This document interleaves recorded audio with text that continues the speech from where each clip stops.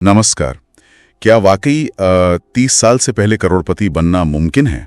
आज हम कुछ दिलचस्प रणनीतियों और विचारों पर बात कर रहे हैं। ये 30 से पहले करोड़पति धन निर्माण की रणनीति से जुड़े कुछ सोर्सेस पर आधारित हैं। ये सिर्फ कोई सपना नहीं लगता, बल्कि एक सोची समझी योजना और हाँ, सही मानसिकता का नतीजा बताया गया है। बिल्कुल। मतलब सिर्फ ज्यादा पैसे कमाने की बात नहीं है ये। नहीं, उससे कहीं ज्यादा है।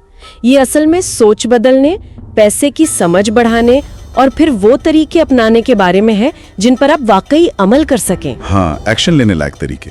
तो आज इन्हीं को खंगालते हैं। जी, हमारा मकसद यही है कि इन सोर्सेस से जरूरी सबक और प्रैक्टिकल कदम निकालें ताकि कम उम्र में फाइनेंशियल आजादी की राह पर चलने की थोड़ी प्रेरणा मिले। बढ़िया, तो चलिए शुरू करते हैं।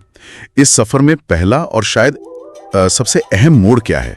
कहाँ से शुरू करें? देखिए, सबसे पहला कदम है अपनी सोच को बदलना। मतलब एक अमीर मानसिकता अपनानी होगी, ऐसा तर्क दिया जाता है। अमीर मानसिकता ये क्या होती है? ये उस आम सोच से अलग है जो कहती है अरे पैसा कमाना बहुत मुश्किल है, या निवेश में तो पैसा डूब ही जाता है। हाँ, सुना है, अक्सर लोग ऐसा कहते हैं। अमीर सोच वाले पूछते हैं मैं इसे कैसे हासिल कर सकता हूँ, या पैसे को एक टूल की तरह कैसे इस्तेमाल करूँ। मतलब कमी पर ध्यान देने के बजाय मौकों पर फोकस करना। अच्छा। और अपनी आर्थिक स्थिति की पूरी जिम्मेदारी लेना। यहीं से वो कहते हैं ना, गाड़ी आगे बढ़ती है। ठीक है, सोच बदलना जरूरी है, मान लिया। पर सिर्फ सोचने से तो पैसे नहीं बनते। असलियत में पैसे का खेल कैसे समझें? सोर्सेज में इसके बारे में क्या है? हाँ, ये बहुत जरूरी पॉइंट है। सबसे बुनियादी बात जो समझनी है वो है आय यानी इनकम और संपत्ति यानी एसेट्स का फर्क। आय और संपत्ति। हाँ, संपत्ति वो चीज है जो आपकी जेब में पैसा डाले। जैसे मान लीजिए कोई प्रॉपर्टी है जिससे किराया आ रहा है, या शेयर्स हैं जिनसे डिविडेंड मिल रहा है। ठीक। दूसरी तरफ है दायित्व, लायबिलिटीज। ये आपकी जेब से पैसा निकालते हैं, जैसे क्रेडिट कार्ड का कर्ज या कार लोन जिसकी वैल्यू कम हो रही है। सार ये है कि अमीर बनने के लिए आपको संपत्ति बनाने पर फोकस करना होगा। और इसे हकीकत बनाने के लिए कुछ खास आदतें हैं। मैंने सुना है पहले खुद को भुगतान करें। ये क्या चीज है? बिल्कुल सही पकड़ा। पहले खुद को भुगतान करें का सीधा मतलब है जैसे ही कमाई आए सबसे पहले बचत या निवेश के लिए पैसा अलग रख दें। अच्छा, खर्च करने से भी पहले? हाँ, बाकी खर्चों से पहले। और एक और बहुत आम गलती से बचना है जिसे कहते हैं लाइफस्टाइल इन्फ्लेशन। लाइफस्टाइल इन्फ्लेशन मतलब जैसे जैसे कमाई बढ़ती है लोग अपने खर्चे भी उसी हिसाब से बढ़ा देते हैं। इससे बचत कभी बढ़ ही नहीं पाती। हाँ, ये तो होता है। और साथ ही अच्छे कर्ज और बुरे कर्ज में फर्क समझना जरूरी है। अच्छा कर्ज वो जो शायद आपको संपत्ति बनाने में मदद करे, जैसे बिजनेस लोन या शायद कुछ हद तक होम लोन। बुरा कर्ज वो जो सिर्फ आपकी देनदारी बढ़ाए। समझ गया। तो पहले सोच बदली, फिर पैसे की बेसिक बातें समझी, अच्छी आदतें डाली। अब कमाई बढ़ाने के लिए क्या सिर्फ नौकरी काफी है? स्रोत क्या कहते हैं? अक्सर नहीं। निर्भरता कम करने के लिए देखिए कई आय स्रोतों की बात की गई है, खासकर निष्क्रिय आय यानी पैसिव इनकम। पैसिव इनकम मतलब वो कमाई जिसके लिए लगातार काम ना करना पड़े। बिल्कुल, जैसे प्रॉपर्टी से आने वाला किराया, किताब या गाने से मिलने वाली रॉयल्टी, या आपके निवेश से आने वाला रिटर्न।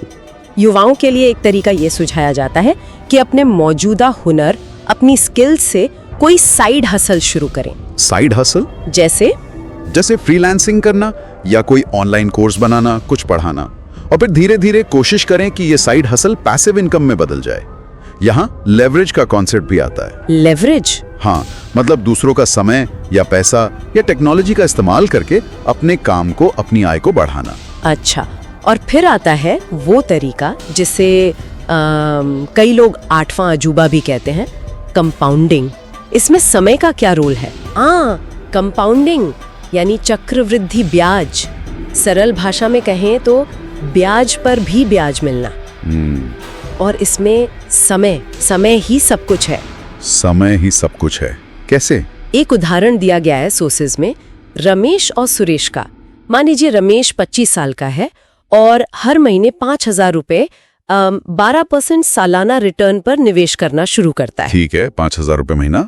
तो 60 साल की उम्र तक वो करीब 3.5 करोड़ रुपए जमा कर सकता है। 3.5 करोड़? हाँ, अब सुरेश को देखें, वो 35 की उम्र में शुरू करता है, उतना ही पैसा 5,000 रुपए महीना, उसी 12% रिटर्न पर, तो 60 की उम्र में वो मुश्किल से 1 करोड़ तक ही पहुंच पाता है। अरे बाप रे, सिर्फ 10 साल देर से शुरू करने का इतना बड़ा फर्क, मतलब 2.5 करोड़ का नुकसान। बिल्कुल, वो 10 साल की देरी बहुत बहुत महंगी पड़ती है। ये तो वाकई सोचने वाली बात है।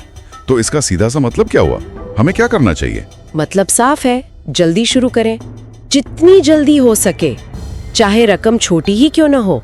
मान लीजिए 500 रुपए हर महीने SIP के जरिए। SIP यानी सिस्टमैटिक इन्वेस्टमेंट प्लान। हाँ, हर महीने एक तय रकम निवेश करना। बस इसमें नियमित रहना है और धैर्य रखना है, क्योंकि ये लंबी दौड़ है, कोई फटाफट स्कीम नहीं। ठीक है, तो बचत और SIP से पैसा जमा तो होगा, पर उसे तेजी से बढ़ाने के लिए निवेश के क्या विकल्प बताए गए हैं, खासकर युवाओं के लिए? देखिए, बचत तो नींव है, पर पैसा बढ़ाने के लिए निवेश को ग्रोथ का इंजन बताया गया है। लंबी अवधि के लिए इक्विटी यानी शेयर बाजार या म्यूचुअल फंड्स में SIP के जरिए निवेश एक अच्छा रास्ता हो सकता है, खासकर युवाओं के लिए जिनका टाइम होराइजन लंबा है। इक्विटी मतलब शेयर्स? हाँ, शेयर्स या म्यूचुअल फंड्स, लेकिन यहाँ 2 बातें बहुत अहम हैं। एक तो विविधीकरण यानी डाइवर्सिफिकेशन। अपना सारा पैसा एक ही जगह मत लगाइए। अच्छा, मतलब अलग अलग जगह लगाना। हाँ, अलग अलग तरह की संपत्ति में, जैसे कुछ शेयर्स में, कुछ बॉन्ड्स में, शायद थोड़ा गोल्ड में, ताकि अगर एक जगह नुकसान हो तो दूसरी जगह से भरपाई हो जाए, रिस्क कम हो। और दूसरा, लंबी अवधि तक टिके रहना। बाजार ऊपर नीचे होता है, उसमें घबराना नहीं है। टिके रहना, समझ गया। इक्विटी के अलावा क्या कोई और सुपर हाईवे भी बताया गया है दौलत बनाने का? हाँ, स्रोत बिजनेस शुरू करने को एक तरह से सबसे तेज रास्ता मानते हैं, वेल्थ सुपर हाईवे कह सकते हैं। बिजनेस? वो तो बहुत मुश्किल और रिस्की लगता है। मुश्किल हो सकता है, पर तरीका बताया गया है। ये नहीं कि करोड़ों लगाकर फैक्ट्री डालनी है। आइडिया ये है कि कोई ऐसी समस्या ढूंढे जिसे आपका प्रोडक्ट या सर्विस हल कर सके, लोगों की जरूरत पूरी कर सके। ठीक है। फिर लीन स्टार्टअप मेथड अपनाने की सलाह दी जाती है, मतलब कम लागत में जल्दी से प्रोडक्ट का एक बेसिक वर्जन बनाकर बाजार में टेस्ट करें, देखें कि लोगों को पसंद आ रहा है या नहीं। इससे बिना ज्यादा पैसा डुबोए पता चल जाता है कि आइडिया में दम है या नहीं। अच्छा, मतलब छोटे से शुरू करें। हाँ, इसे साइड हसल की तरह भी शुरू कर सकते हैं अपनी नौकरी के साथ। ये सब तो ठीक है, पर क्या अकेले ही सब करना है? क्या बाहरी मदद या सही लोगों से जुड़ने का भी कोई रोल है? वो कहावत है ना, आपका नेटवर्क ही आपकी नेटवर्थ है। बिल्कुल बिल्कुल, इसका जिक्र है। सही लोगों से जुड़ना बहुत अहम बताया गया है। एक तरीका है बिना कुछ वापस पाने की उम्मीद रखें दूसरों की मदद करना, मतलब वैल्यू फर्स्ट। Value first. हाँ, जब आप दूसरों के काम आते हैं तो अच्छे रिश्ते बनते हैं। इसके लिए इवेंट्स में जाना, ऑनलाइन कम्युनिटीज में एक्टिव रहना फायदेमंद हो सकता है। और मेंटरशिप मतलब कोई गुरु या सलाहकार? हाँ, एक अच्छा मेंटर आपको अपनी गलतियों से सीखने में मदद कर सकता है, बल्कि गलतियां करने से बचा सकता है, सही रास्ता दिखा सकता है। अपने जानकारों में या अपनी इंडस्ट्री के अनुभवी लोगों में किसी ऐसे व्यक्ति को ढूंढे जो आपका मार्गदर्शन कर सके। लेकिन हाँ, उनके समय की कद्र करना और उनकी सलाह पर अमल करना भी जरूरी है। ये तो बहुत अहम बातें हैं। तो सारी निकलता है कि इन स्रोतों के मुताबिक कम उम्र में अमीर बनना सिर्फ किस्मत या तुक्के की बात नहीं है। नहीं, बिल्कुल नहीं। इसके लिए सही सोच, पैसे की गहरी समझ, लगातार एक्शन लेना, कमाई के कई रास्ते बनाना, वो कंपाउंडिंग की ताकत का इस्तेमाल करना। हाँ, और स्मार्ट निवेश, बिजनेस शुरू करने की हिम्मत और सही लोगों का साथ, मतलब इन सब का एक मिला जुला असर है। बिल्कुल सही।